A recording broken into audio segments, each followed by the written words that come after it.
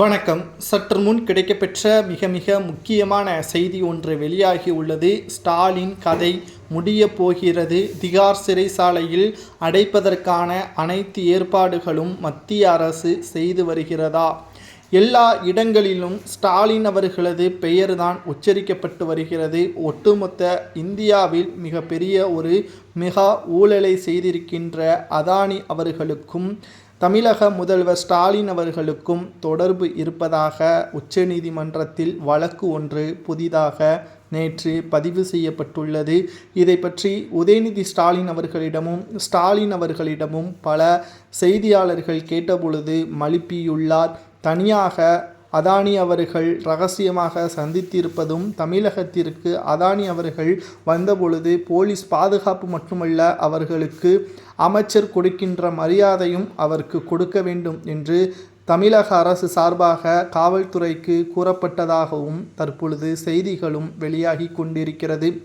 சுமார் 10,000 முதல் 15,000 கோடி வரை முதல்வர் ஸ்டாலின் அவர்கள் பேரம் பேசப்பட்டிருப்பதாகவும் அதற்கான ஆவணங்களும் தற்பொழுது கிடைக்கப்பெற்றுள்ளது.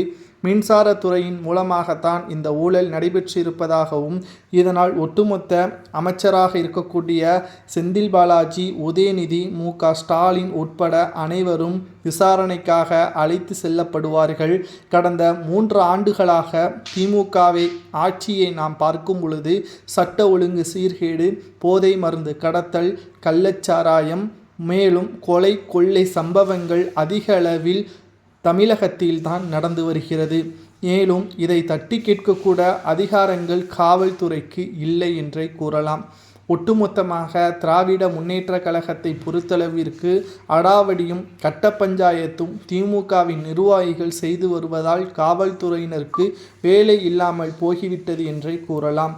தற்பொழுது கடைசி நேரத்தில் இன்னும் 1.5 ஆண்டுகள் தான் இருக்கிறது திமுக ஆட்சி முடிவதற்கு. அதற்குள்ளாகவே திமுகவின் ஆட்சியை கலைப்பதற்கான ஏற்பாடுகளை செய்துவிட்டார்கள் என்றே கூறலாம். ஒன்றல்ல இரண்டல்ல, சுமார் 7,000 கோடி அளவிற்கு மெகா ஊழலை செய்திருப்பதன் காரணமாகத்தான் தமிழக அரசு மக்களவையில் அதானி பற்றி வாயை திறக்காமல் மௌனமாக இருப்பதாக எதிர்க்கட்சி தரப்பினர்கள் கூறி வருகிறார்கள். மக்களிடம் ஏமாற்றத்தை தெரிவித்து வருவதன் மூலமாக நிச்சயம் 2026 சட்டமன்ற தேர்தலுக்கு முன்பாகவே ஸ்டாலின் அவர்களது கைது உறுதியாகும் என்று எடப்பாடி பழனிசாமி அவர்கள் தெரிவித்திருக்கிறார். ஒருவேளை ஸ்டாலின் கைது செய்யப்பட்டால் அவருக்கு என்ன தண்டனை கொடுக்கலாம் என்பதை கமெண்ட் வாயிலாக கூறுங்கள்.